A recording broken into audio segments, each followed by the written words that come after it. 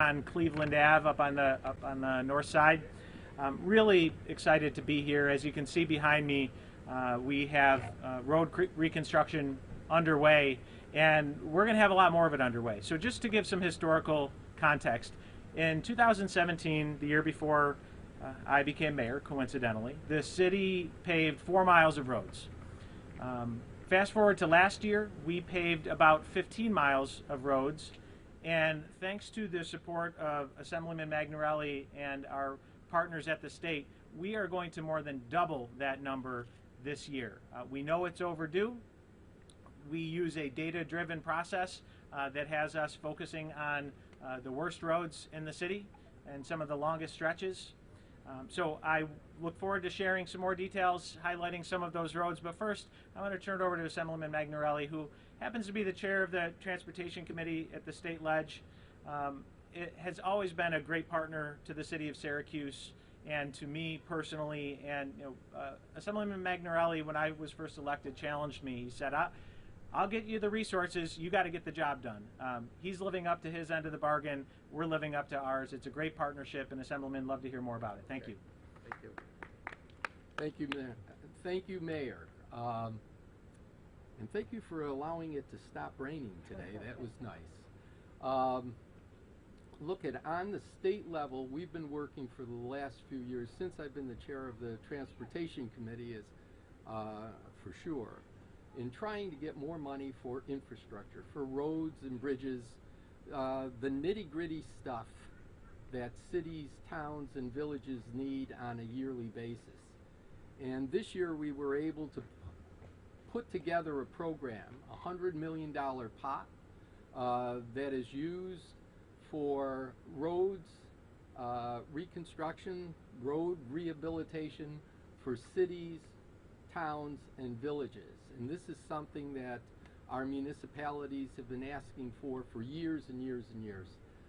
The one thing I want to make absolutely clear here, these are additional monies. These are not only the monies that were put in the city's budget by the mayor and the common council for road reconstruction. These are state funds. They're coming from New York State, and I'm very happy to announce that.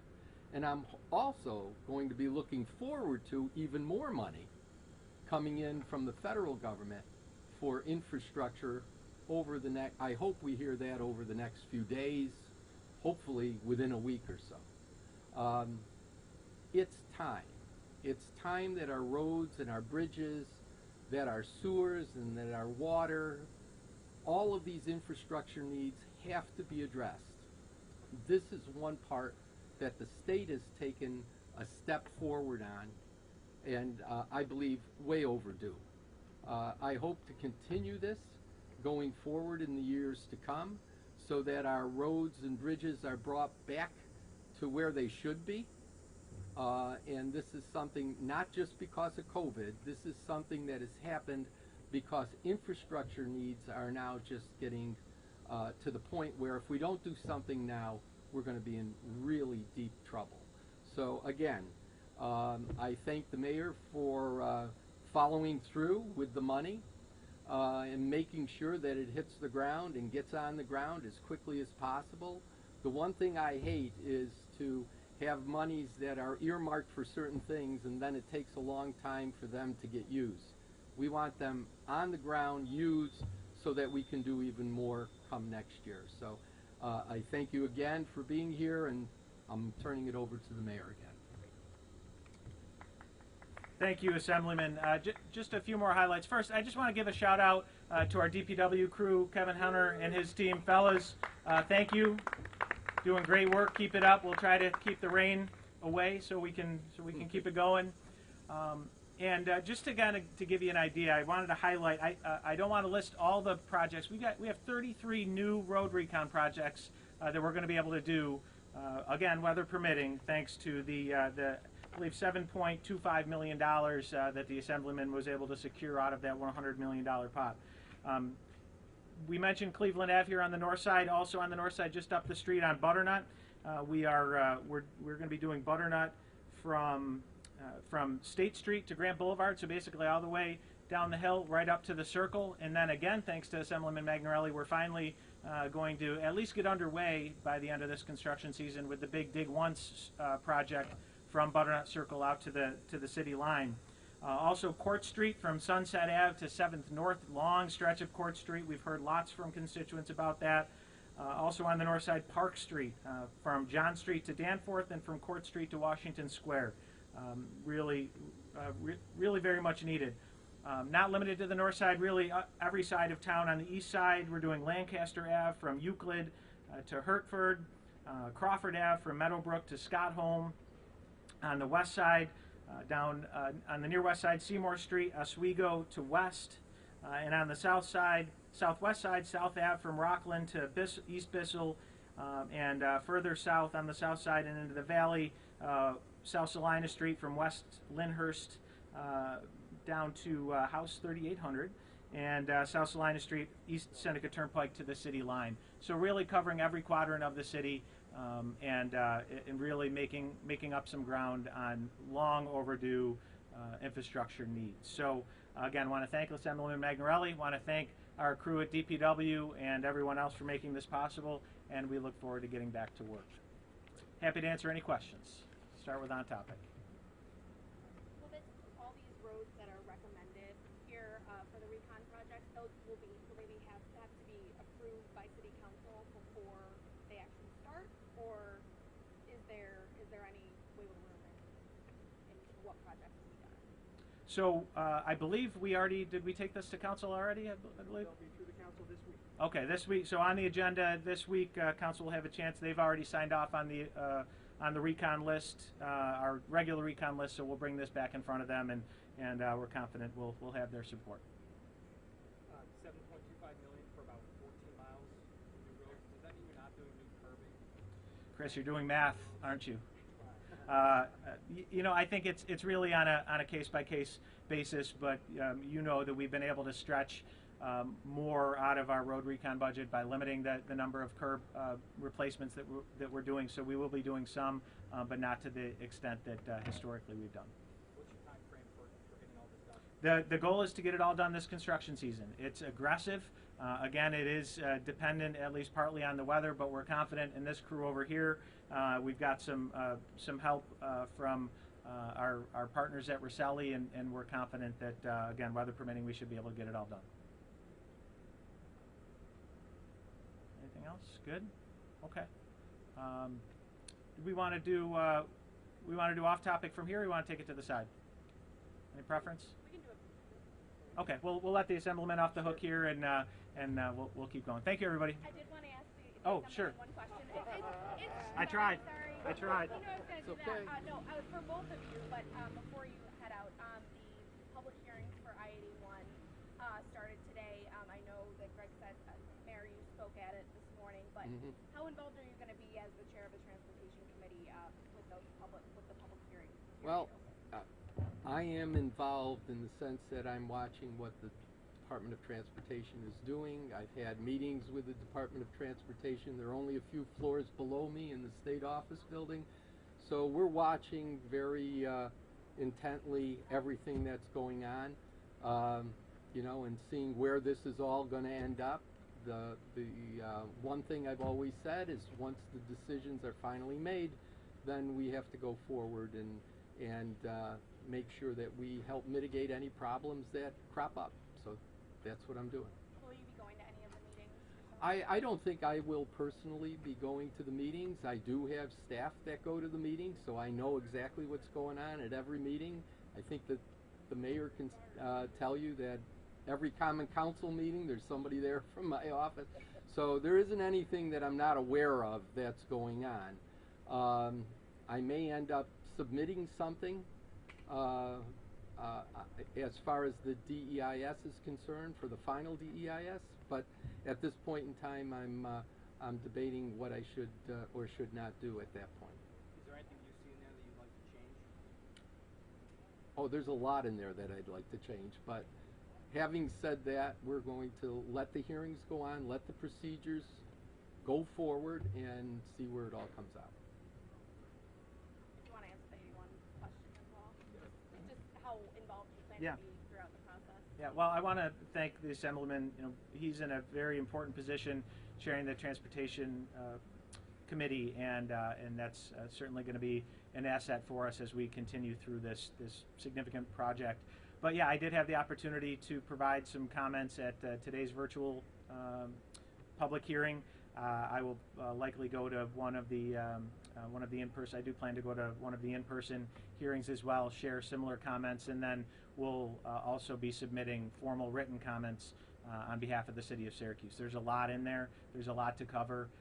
Again, the gist of my comments today were that I'm very supportive of the community grid, but there are areas for improvement, and we're looking to DOT to continue to be responsive to those areas in need of improvement as they have up to this point. So look forward to continuing the process. Frankly, I'm just excited that the process is moving forward at this point. I think you're okay. Okay. If you wanna, Good. I have Oh, sure. Sorry, not you. Talking about the New York State Fair, obviously that's on Friday. A lot of people still concerned about COVID numbers surging, but the other topic that has now come into circulation is the fact that you can smoke weed at the fair if you want. What, as a dad and a person with a family who is gonna go to the fair, if you are, what do you make of that? Do you think that should be allowed on the fairgrounds? Yeah, I don't love it. I'm supportive of the state's actions to legalize recreational cannabis. We intend to opt in to the process and fully participate. But I think for the same reasons I have concerns about COVID, I have concerns about smoking weed at the fair. You're in close proximity, and whether it's cigarette smoke or marijuana smoke, when you're in that close proximity, especially with young people, and I do have 2 young kids, it's not ideal. That being said, I would hope that those that do choose to smoke whatever it is they're smoking, that they're conscientious of those who are around them, and I think we'll work through it, but it's not ideal.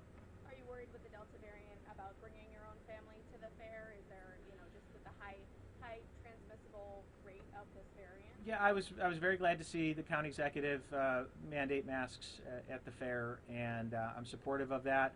I haven't discussed with the family what our plans are yet. I suspect we'll probably go, but we'll be very careful about where we go within the fairgrounds and limiting our time indoors, especially among large crowds of people. So I think consistent with the way that we've handled the pandemic up to this point, people need to be conscientious. They need to use common sense. They need to take necessary precautions. I think as long as we do, we should be okay. But yeah, with that many people, I am worried.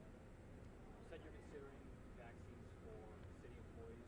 I don't know if you can answer this. Would that apply to the common council as well? My understanding is that it would apply to all city employees, which would include the common council as well.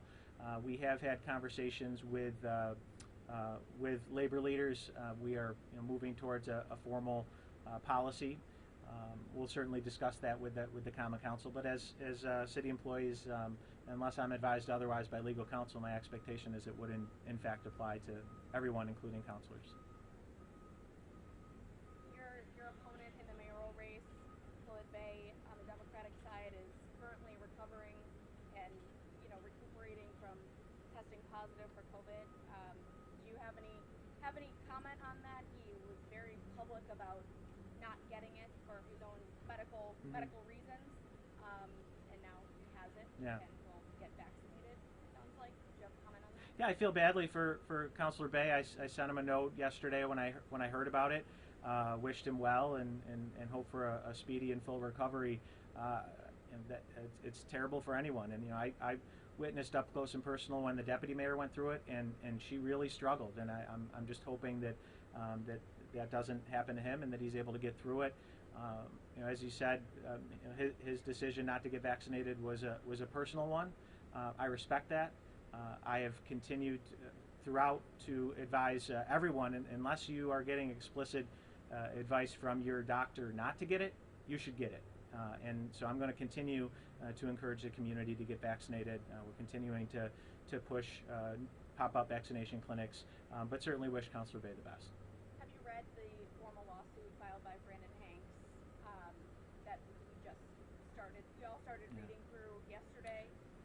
Haven't had a chance to go through it in detail. You know, I've said from the beginning, Chief Buckner and I have zero tolerance for racist behavior or actions or language in the Syracuse Police Department. It is certainly Officer Hank's right to file that claim. We respect that right, and we're going to review it and respond accordingly. Do you know personally Deputy Chief Trudell? Do you support him? Do you think that there's some truth to what Officer Hanks is alleging about him, specifically with the racist claims? Deputy Chief Trudell is an excellent police officer. He's done a very good job serving the police department. When Chief Buckner came to me with a recommendation to appoint him as deputy chief, we discussed the deposition in question. Chief Buckner provided me with the context around the deposition, the fact that these words were stated as a young teenager. We made sure that we looked at his disciplinary record. There was no evidence of any accusations of a racial nature in Deputy Chief Trudell's disciplinary file. I know Chief Buckner had personal direct conversations with black officers before he made a decision, and ultimately he did his due diligence, made that recommendation to me, and I accepted that recommendation. I stand by that recommendation. I think about. Anybody else? Okay. Thanks, everybody. Got another second. Yeah. Talk to you.